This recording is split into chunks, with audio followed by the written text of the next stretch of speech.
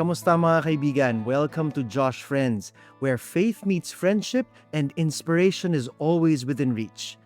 Ako po si Father Migs Ramirez, and as we step into another year together, I'm so glad you're here with us. For those just joining us, think of this as your spiritual tambayan, a place where we gather to share stories of faith through the amazing collection from Jescom exclusives, Stories of Faith. Whether you're a long-time listener or this is your first time here, tuloy po kayo.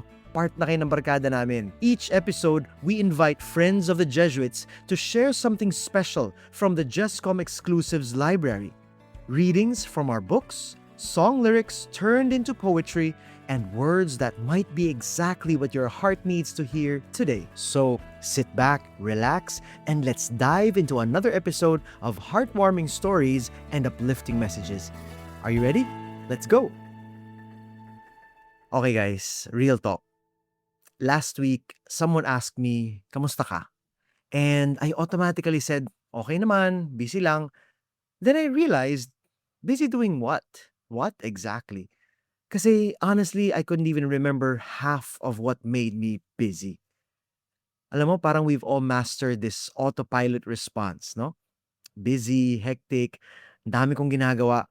Pero if someone actually sat us down and asked, "Ano ba talaga yung mga ginawa mo this week?" I wonder how many of us could give a real answer. And I think that's the thing about modern life. We are moving, pero we're not always present. We're doing, but we're not always being. Kaya when I started using Sacred Space, the Prayerbook 2026 from Jescom, it felt like someone finally gave me permission to hit pause. Not to stop completely, kasi, diba, let's be real, life doesn't work that way. Pero to actually notice what I'm living through. There's this passage from the first week of Advent that stayed with me. For us in this Advent season, we are being called to realize that the tidy soul, like the tidy house, has to be worked at. It doesn't just happen. Ang ganda ng imagery niya, di ba? The tidy soul. Not perfect soul, not spotless soul, just tended to, cared for. A soul that's given attention. Kasi, alam mo, that's what we forget when we are busy. Yung inner life needs the same care we give to our outer life. Di ba? You wouldn't let your room go uncleaned for months.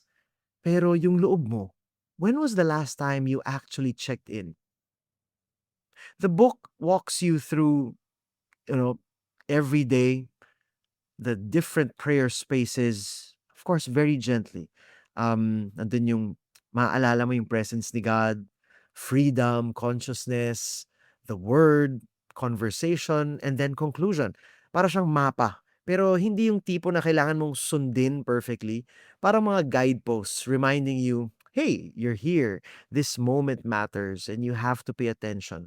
Yung Monday reading for the first week really hit me.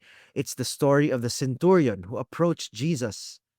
Sabi niya, "Lord, I am not worthy to have you come under my roof, but only speak the word and my servant will be healed." Biruin mo yun, he's a military commander, someone with authority, responsibilities, people depending on him. Pwede naman niyang sinabi, "Lord, busy-busy ako dito." O kaya pwede naman sabihin, "Lord, I'll come back when I'm more prepared." But he didn't. He showed up right where he was, as he was. And Jesus, amazed. Not because the guy had it all together, but because he was real about his need. Naging totoo lang siya. And that's what I love about this. 'Di ba? Parang you don't have to have your life figured out para magdasal. You don't have to wait until you're less busy or more spiritual. You just have to show up. But you know what? Honestly, yun siguro yung pinakamahirap na part. That's the hardest part eh. Yung not the praying itself, but the stopping long enough to begin. Yung dami-dami mong ginagawa. You just have to pause and be present. But you know what? You know what's beautiful? The whole theme of showing up, of being present even when you feel unworthy or unprepared, it echoes something we are commemorating this week. December 3rd is the memorial of St. Francis Xavier, the 16th century Jesuit missionary who traveled across Asia, bringing the gospel to places that had never heard it. And here's what strikes me about St. Francis Xavier: he didn't really wait until he felt ready. He didn't wait until the journey made sense. He just said yes. And he kept on saying yes every single day in every new place he found himself. Sobrang passionate niya sa mission, and he just wanted to be there. And it reminds me of a song by Bukas Palad, written by Father Johnny Go, SJ. It's called No Better Rest. And it feels like it was written about people like Francis Xavier, like me, yung sobrang on the go lagi. And honestly, about all of us trying to figure out how to live fully, faithfully, and presently. Ito yung opening lines. Listen to this. Give a sign what's on your mind, and I'll leave my world behind.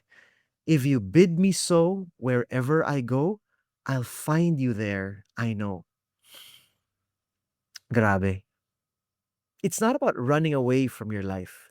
It's about discovering that God is already woven into every part of it. Sa work mo, sa family moments, dun sa commute, sa quiet mornings, sa exhausting evenings pag pagod na pagod ka na. Everywhere you go, God is already there, waiting to be noticed. Tas ito yung refrain, di ba? Ang ganda.